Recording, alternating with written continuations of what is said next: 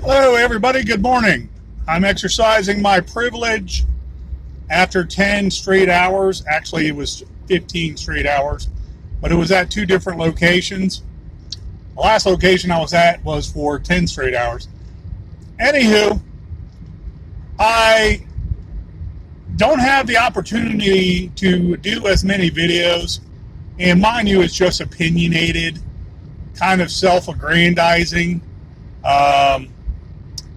What have you, sycophantic, whatever the terminology is.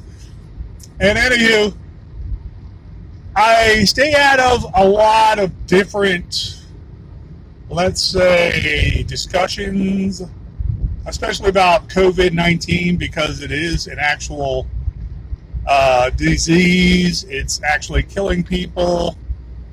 The data is overhyped. We are finding out. And so giving an opinion, I don't want to sound cold-hearted, but I'm not going to be a victim of my own moral elevation principle.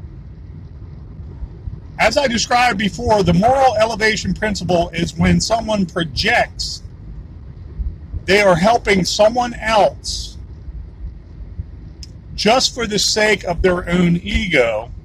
So they are elevating themselves above all other people when they do that, either helping or acting like helping a large swath of people and trying to project to the other half of them how virtuous they are, how, let's say, angelic they are, if not godly.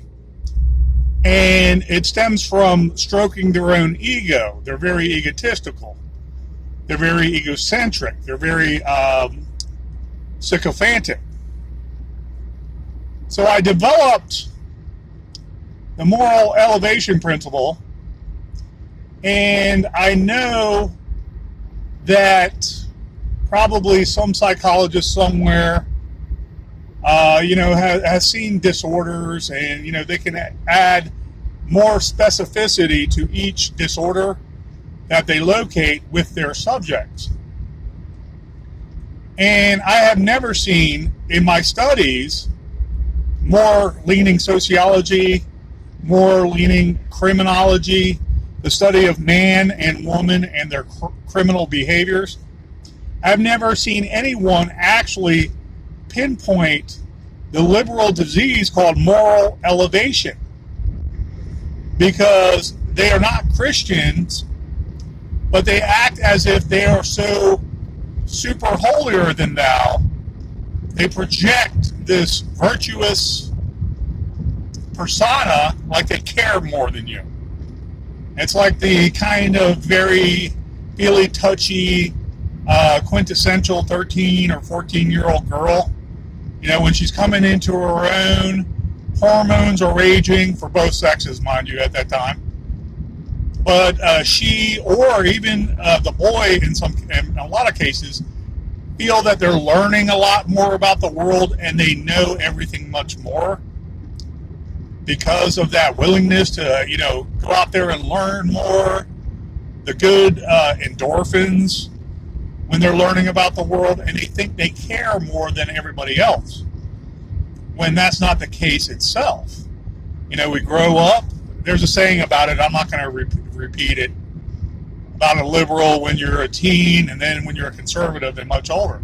I have always been a conservative myself, but I have always considered myself more charitable through Christianity. So I understand compassion. I have learned compassion from mostly my mom and then my dad, and I have learned discernment mostly from my dad and then some from my mother as a young male, okay? And my sisters have learned the same, but they are female, evidently. And then you have my older brother, who I could care less about. But in any event, when you have this feeling you want to go out and just help people, you tend to overjump the right way to assist someone with your heart. You tend to miss a lot of steps. you tend to volunteer other people to help you helping other people, and you project this kind of snarky egoism. Okay, basically that's what it is, where you're like, okay, this person, he really cares about this, let's say, charity, but he's making people feel guilty to help him in this charity. Okay? He's kind of selfish that way. So, I don't want no part of it.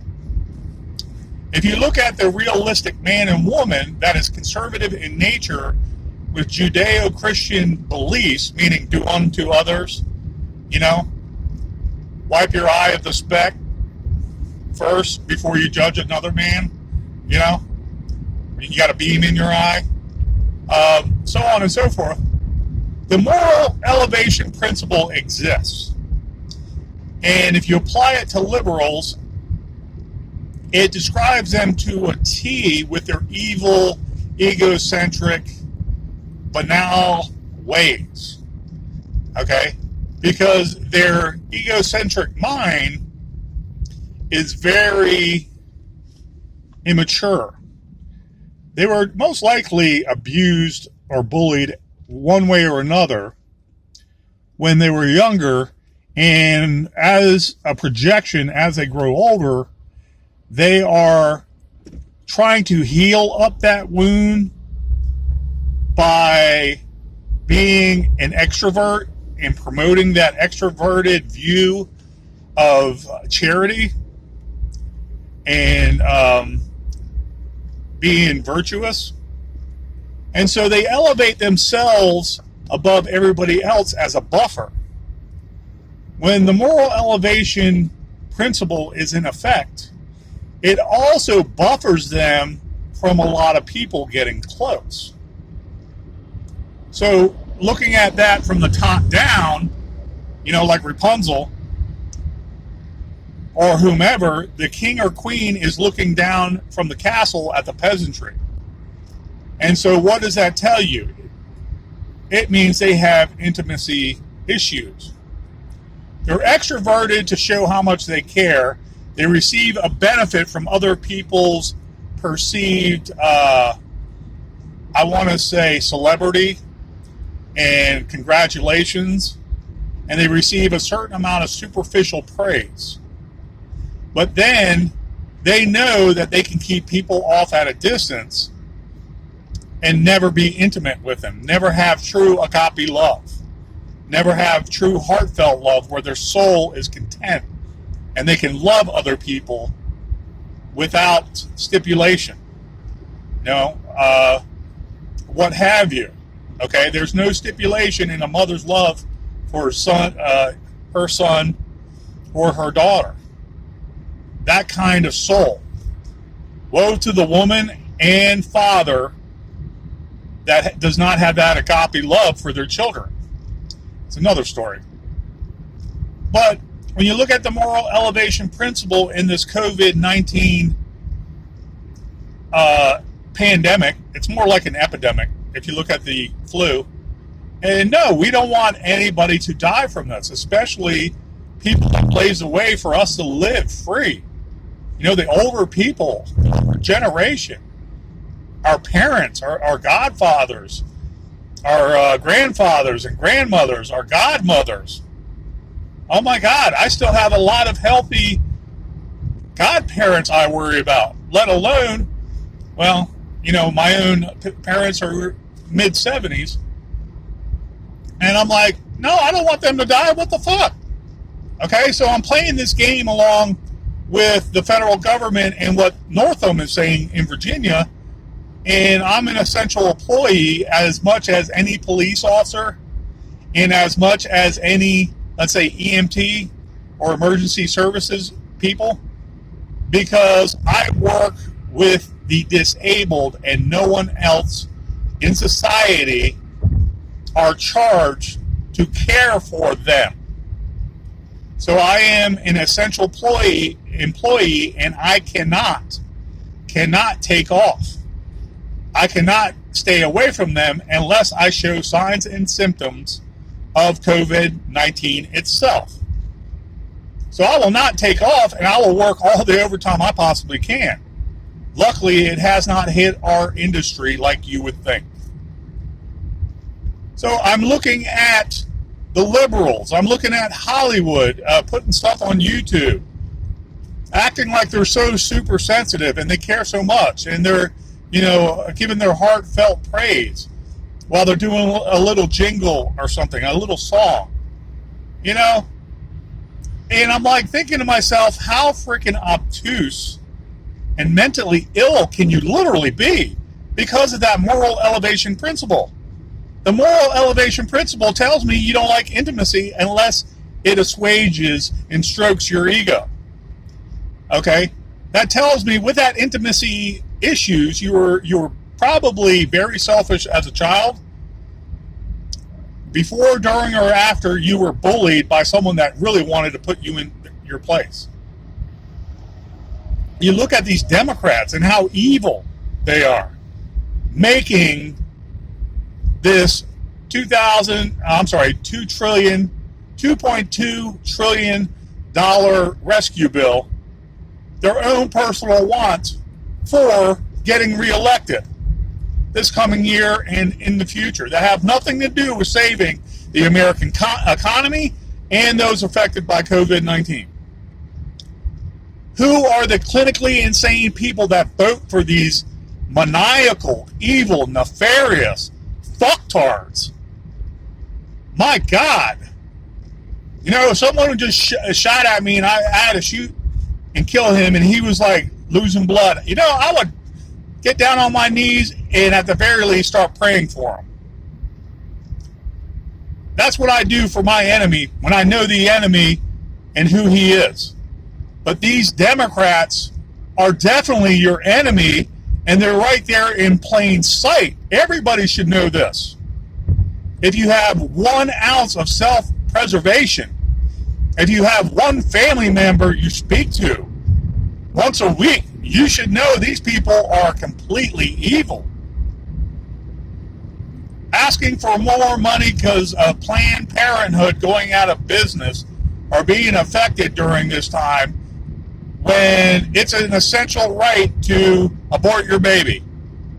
Tell me that isn't a kind of evil. So Nancy Pelosi comes at the beginning of last week, holds up the bill for another week, when moms and dads are sitting there wondering what the hell they're going to do for their next round of employment so they can put food on the table for their children and at the very least aren't kicked out of their house. That being said, I am not patting myself on the back for getting in the career I did 3 years ago. I am now in this job 3.5 years ago, and I love the people I work with. It's very rewarding. It's kind of a thankless job at times, but I want to get paid well when I do it. So I try to do literally 40 hours of overtime, at least a pay period. It's job security. And I look at it that way as a prepper, as someone who doesn't want to ever be homeless again, searching for a job. But then I look at the evil of these people and I'm saying, my God, what happened? Psychoanalyzing this Cuomo fuck, the governor of New York, he's giving lip service to our president of the United States about monies and ventilators coming to New York and how Trump didn't do a damn thing, but he's got all this equipment behind him. Tell me how that looks for his publicist officer that is working with him, behind the scenes to make everything look really nice, politically speaking. He's sitting there yapping about the rest of America not helping him out when he's got a warehouse of material behind him to go to hospitals and help the hospitals. What the biggest hypocrite I've ever seen is going on. Disgusting, evil, maniacal, every other adjective you can describe about that motherfucker. What a piece of shit. He ain't no tough guy because he comes from New York. I'll show you tough, motherfucker. I loathe him. Tough is walking around Fredericksburg and Richmond with half a stomach, and you don't know how you're going to eat because you got to walk 5 miles to a freaking pantry dinner given at some old shit Catholic basement. That's tough, motherfucker. Cuomo, you are one evil son of a bitch. And I hope it goes down in history how many lies you spewed in the last month. Wasting, what was it, $60 million of the New York budget when they said you should get ventilators? What was that, 3 or 4 years ago? And you did not, and now you're crying foul? Nancy Pelosi coming in and saying, oh, well, this isn't good enough, this isn't good enough. She wants to help out greedy unions who steal money but don't help out workers. There's a reason why unions are banned from a lot of states. Most states. They take employee money without giving the employees free choice and benefits. While people like that Trumpka fat fuck, I don't care who the fuck he's associated with, he's another asshole. He probably retired a couple of years ago, but he was always greasing the wheels of the unions to get richer, hand over fist, paying money to the Democrat Party so they can make law that affects the unions positively with the more, let's say, flows and sources of money. So in my rant, look at the Democrats and how are we going to attack them this political season coming. They all have to be voted out. We need a renaissance in voting, in American unity and nationalism, and vote them the hell out. They try to get rid of Trump how many times now? And nothing occurred? I mean, nothing truthful that could have possibly got rid of Trump? Absolutely not. Ukraine, Russian hoax, Stormy Daniels, who else? The Cohen lawyer that worked for him, what was once or twice removed.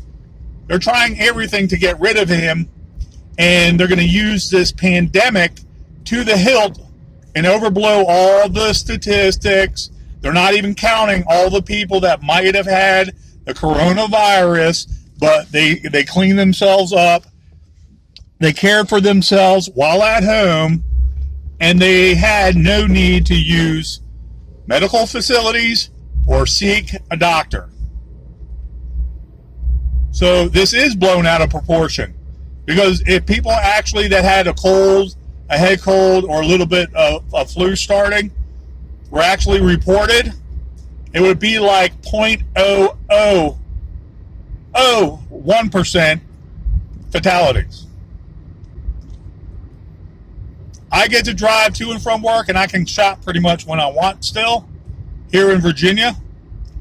So it has not affected me totally. My family is doing well, and I check on them maybe 3 times a week now, not just once a week. Look for major sea changes with this and be cognizant of what you see. The federal government with the deep state wants to always control you. They control the market, they get rich hand over fist, and they still oppress you. They control you, they can control the markets. They can control both. So, look how, let's say, opposite of the moral elevation principle, but in the same ballpark, look how satanic, masochistic these Democrats are. How controlling they are, how vindictive they are, and how much they want to oppress you and your family. It's surely disgusting. And that's honestly who we are not. Fight the power, people. If you're going to go out and you're going to do what you're going to do, like go to the range and shoot, or shoot in your backyard, go shopping when you want, buy what you want when you want, enjoy what you can in public when you want to, enjoy it. Don't be paranoid. I'm not saying don't take precautions. What I'm saying is look at the evil trying to oppress you and fight back. Thank you guys, and please have a great day. Be safe out there. Protect yourself. Definitely protect yourself, because then you can protect your family. Then you can protect your community. Then you protect your state. Then you can protect your God-great United States. It's worth fighting for. Thank you guys. Take care.